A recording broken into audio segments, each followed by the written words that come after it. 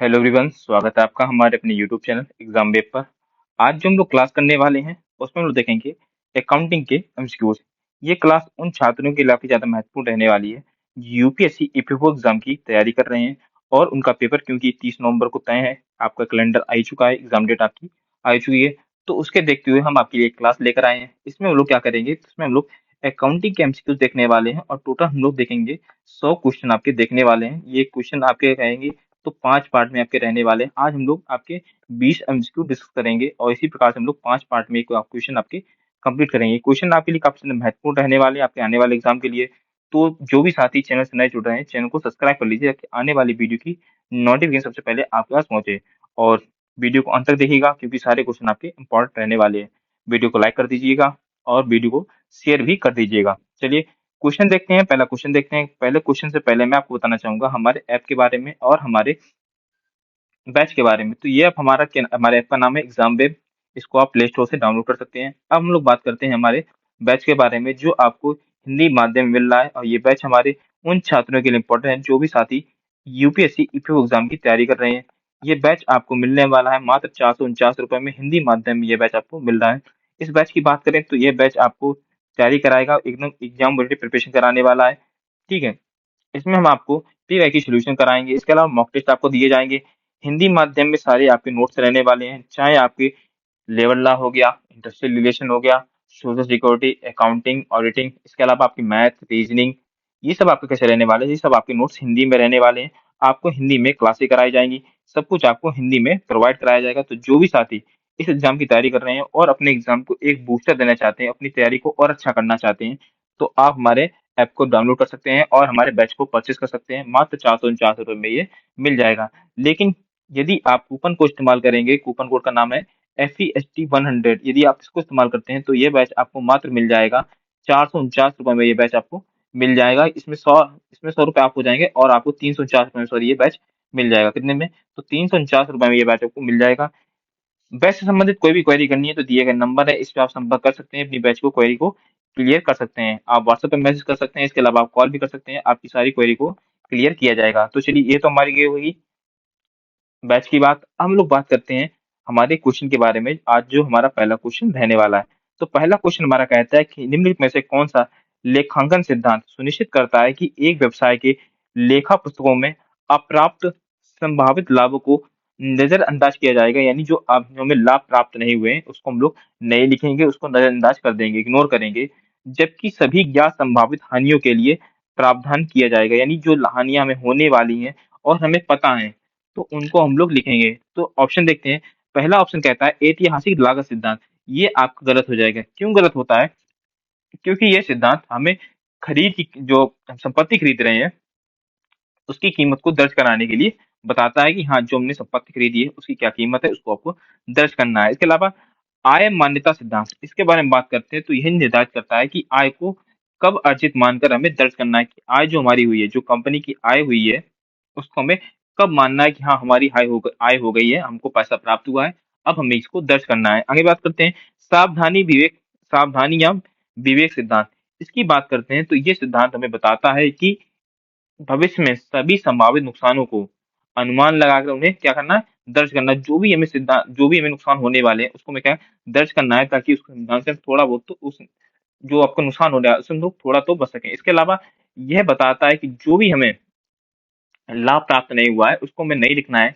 और नहीं क्यों लिखेंगे? जिससे क्या हो, जो कंपनी की जो वित्तीय स्थिति है उसको बढ़ा चढ़ाकर पेश नहीं किया जा सकेगा। क्योंकि यदि हम लोग जो हमें लाभ प्राप्त नहीं हुआ, यदि उसको भी हम लोग लिख लेते हैं तो क्या होगा, जो कंपनी की वित्तीय स्थिति होगी उसमें क्या होगा, उसमें और हमें बढ़ोतरी देखने को मिलेगी, टैक्स और ज्यादा आपको देना पड़ेगा। तो इसलिए आप कहते हैं सावधानी या विवेक सिद्धांत इसका सही आंसर रहने वाला है।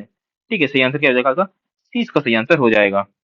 अगला ऑप्शन देखते हैं। अगला क्वेश्चन देखते हैं। अगला क्वेश्चन हमारा क्या कहता है, एक फर्म ने 5 लाख का दीर्घकालिक ऋण चुकाया है। लेखांकन के आधुनिक नियमों के अनुसार यह लेन देन का सही जनरल एंट्री प्रभाव क्या होता है? सही जनरल एंट्री का प्रभाव क्या होता है? तो देखिए, इसके बारे में यदि बात करते हैं तो लेन देन का यदि हम लोग विश्लेषण करें तो ऋण चुकाने से जो फर्म की लायबिलिटीज होती है, यानी जो देयताएं होती है वो कम होती हैं, और जो एसेट होते हैं वो भी आपके कम होते हैं। और आधुनिक नियम के अनुसार जो देयता है, ठीक है, जो देयता कम होने पर डेबिट होता है और संपत्ति कम होने पर वो क्या है, क्रेडिट होती है। तो ऑप्शन देख लेते हैं कि पूंजी डेबिट होगी और जो आपकी लायबिलिटीज होगी, देयताएं होंगी, वो क्रेडिट होगी। बिल्कुल गलत बात हो जाएगी। संपत्ति डेबिट होगी और देयताएं क्रेडिट होगी, ये भी आपका गलत हो जाएगा। देयताएं डेबिट होगी और संपत्ति आपकी क्रेडिट होगी, यही आपका सही आंसर हो जाएगा। सी इसका सही आंसर हो जाएगा। इसके अलावा चौथा आपका गलत हो ही जाएगा क्योंकि हमने देख लिया है। ठीक है, चलिए अगला क्वेश्चन देखते हैं। अगला क्वेश्चन हमारा क्या कहता है? अगला क्वेश्चन ये कह रहा है कि साझेदारी विलेख, जो आपकी पार्टनरशिप डीड हुई है, इसके अभाव में यदि किसी साझेदार को न्यूनतम लाभ की गारंटी दी गई है और वर्ष के दौरान फर्म की हानि हो जाती है, तो निम्न में से कौन सा कथन सही होगा? यहाँ पे बताया गया है कि एक साझेदारी विलेख हुआ है जिसमें साझेदार है उसको न्यूनतम लाभ की गारंटी दी गई कि हाँ इतना तो लाभ हम आपको देंगे। लेकिन क्या होता है, जो फर्म होता है उसकी हानि हो जाती है, तो फिर क्या आपको देखना पड़ेगा? तो पहला ऑप्शन देखते हैं कि साझेदार को गारंटी शुदा राशि का भुगतान लाभ के अभाव में भी किया जाएगा और जो कमी होगी उसको शेष साझेदार लाभ विभाजन अनुपात में वहन करेंगे। बिल्कुल बात सही है, यही हमारा सही आंसर हो जाएगा। यहाँ क्योंकि बात की गई, जो आपका साझेदार है उससे बात की गई थी, जब आपकी पार्टनरशिप हो रही थी उसको बात की गई कि हम आपको एक ये न्यूनतम लाभ आपको देंगे। जब आपने उससे बात की तभी उसने इन्वेस्ट किया है। तो यदि आपको हानि होती है तब भी क्या करना पड़ेगा आपको? साझेदार को जितनी आपकी गारंटी दी गई है उतना आपको भुगतान करना पड़ेगा और जो शेष साझेदार होंगे उसमें आपको जो भी लाभ या हानि हुई है वो खुद वहन करेंगे। ठीक है, तो यही आपका आंसर हो जाएगा। इसके अलावा देखिए ऑप्शन देखिए, चूंकि फर्म को हानि हुई है इसलिए गारंटी का प्रावधान शून्य है, बिल्कुल नहीं। यदि गारंटी मानी गई है तो आपको गारंटी देनी पड़ेगी। इसके अलावा देखें, चलिए अब अगला क्वेश्चन देखते हैं क्योंकि हमारा आंसर हमारा प्राप्त हो ही गया है। अगला क्वेश्चन देखते हैं। अगला क्वेश्चन हमारा क्या कहता है? क्वेश्चन ये है कि कंपनी अधिनियम 2013 के अनुसार प्रतिभूति प्रीमियम आरक्षित खाते में जमा की गई राशि का उपयोग निम्न में से किस उद्देश्य के लिए नहीं किया जाता है? किस उद्देश्य के लिए नहीं किया जाता है वो आपको बताना है। देखिए ऑप्शन देखते हैं। कंपनी के सदस्यों को पूर्ण प्रदत्त बोनस शेयर जारी करने में किया जाता है, बिल्कुल सही बात है, इसमें ये किया जाता है। आगे देखते हैं। अगला हमारा कहता है कंपनी के प्रारंभिक व्यय अपलिखित करने के लिए, ये भी आपका ठीक हो जाएगा। मौजूदा इक्विटी शेयर धारकों को नकदी लाभांश वितरित करने के लिए, यही आपका सही होगा। ठीक है, यही आपका सही हो जाएगा। यही आपका सही हो, क्योंकि यहाँ पे नहीं पूछा गया है। यहाँ जो इक्विटी शेयर धारक होते हैं उनको नकदी लाभांश जो होता है वो कैसे दिया जाता है?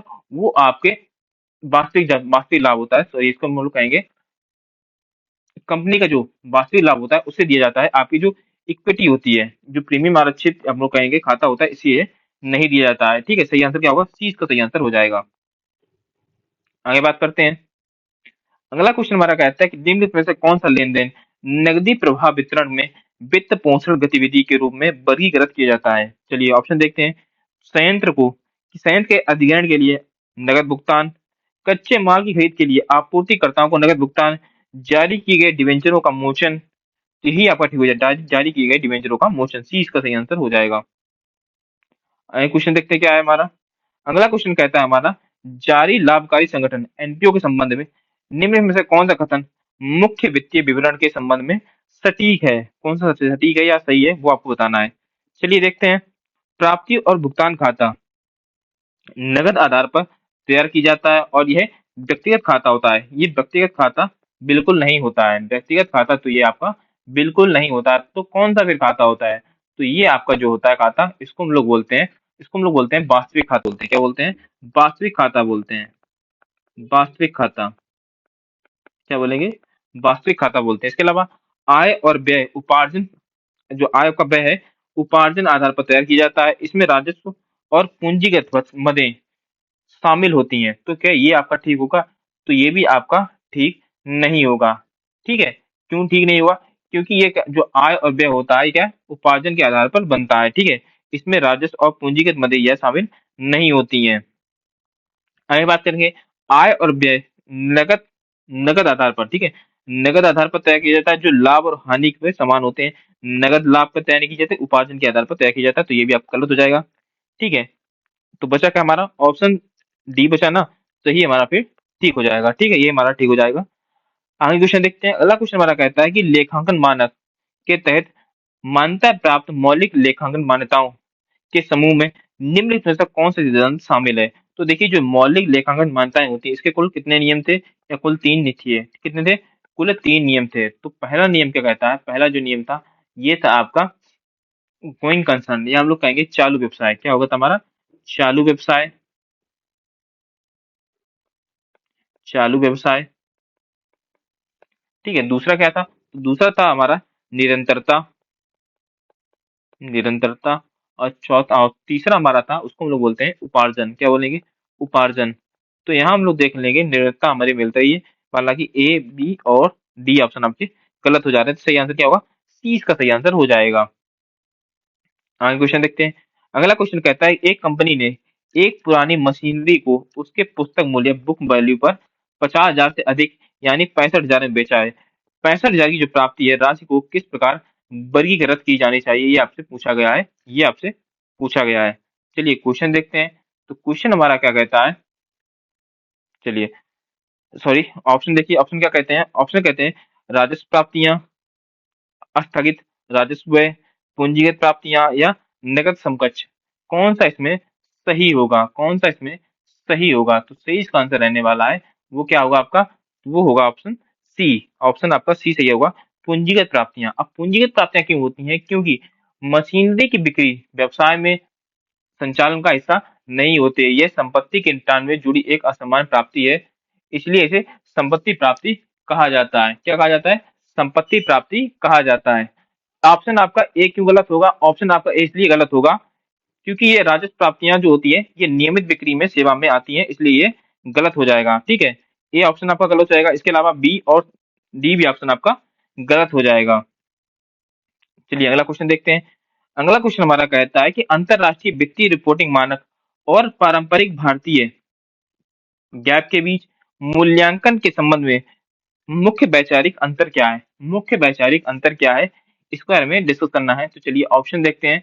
ऑप्शन पहला हमारा क्या कहता है? ऑप्शन हमारा कहता है कि आईएफआरएस नियम आधारित या रूल बुक है, जबकि भारतीय गैप जो सिद्धांत है ये आधार किस पे? ये सिद्धांत या प्रिंसिपल बेस्ड है। ठीक है, ऑप्शन सीधा इसका आंसर देखता हूँ, तो इसके जो आंसर आपके रहेंगे वो आपका रहने वाला है कि जो आईएफआरएस है ज्यादातर निष्पक्ष मूल्यों या फेयर वैल्यू पर जोर देता है, जबकि भारतीय जो होता है, भारतीय गैप जो इंडिया एस से पहले था, ठीक है, मुख्य रूप से ऐतिहासिक लागत पर आधारित है। तो यही आपका ठीक हो जाएगा, डी इसका सही आंसर हो जाएगा। ठीक है, डी इसका सही आंसर हो जाएगा। आगे क्वेश्चन देखते हैं। अगला क्वेश्चन क्या कहता है?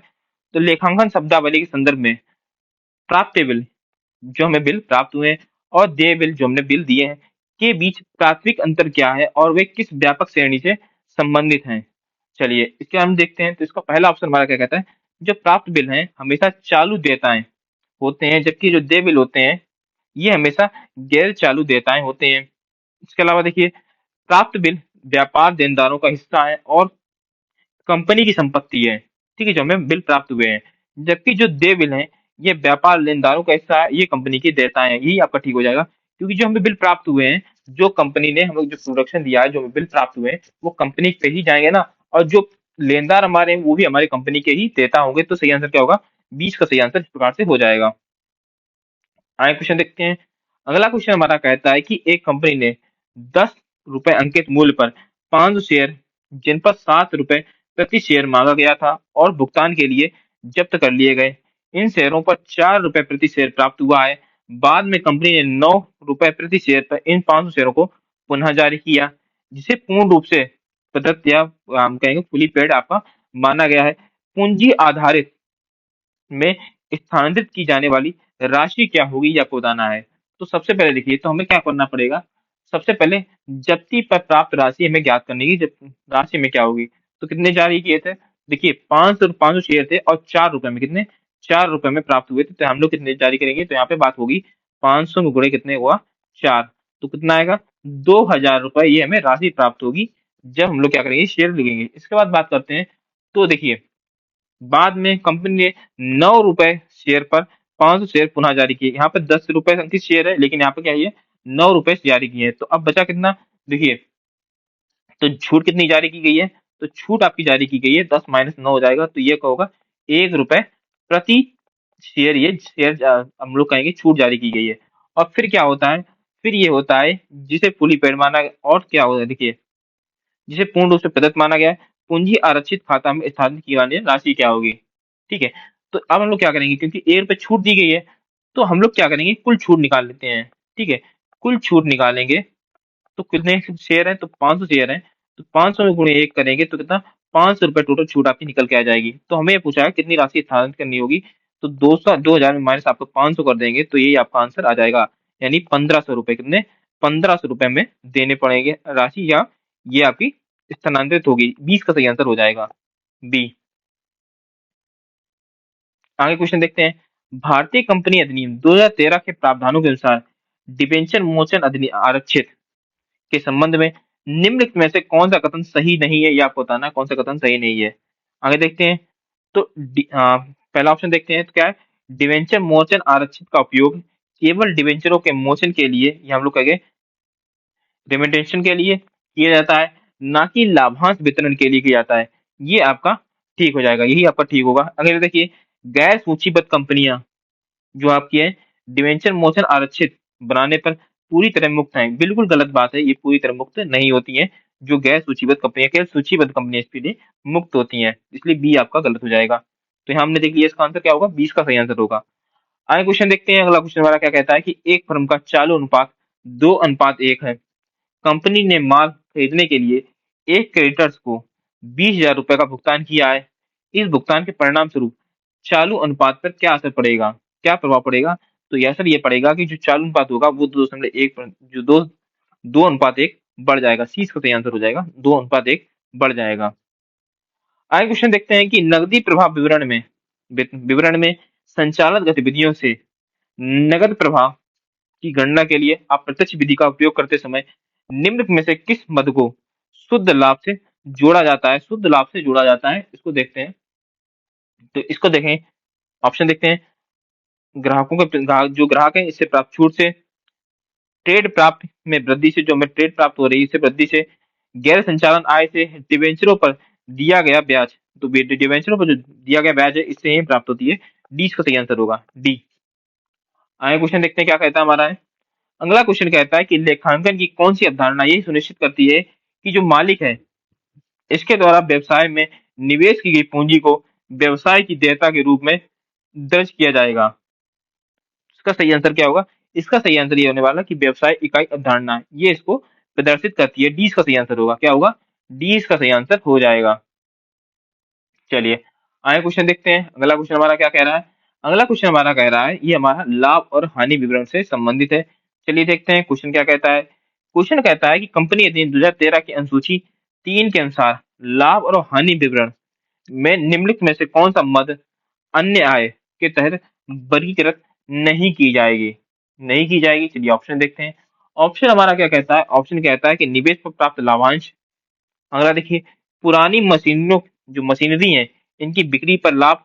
तीसरा कहता है ब्याज आय, और चौथा कहता है परिचालन गतिविधियों से राजस्व। तो वर्गीकृत नहीं की जाएगी, तो ये आपका होगा परिचालन जो गतिविधियां इससे जो राजस्व प्राप्त होगा ये इसमें नहीं की जाएगी। डी इसका सही आंसर होगा, कौन सा होगा इसका, डी सही आंसर हो जाएगा। देखिए जो कंपनी होती है, कंपनी की जो मुख्य गतिविधियां होती हैं, जो वस्तुओं की बिक्री होती है उससे उनकी आय होती है। जो परिचालन संबंधित होती है इससे इनको खास आय नहीं होती है।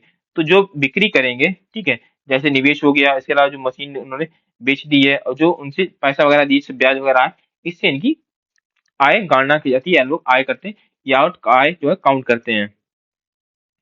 आगे क्वेश्चन देखते हैं।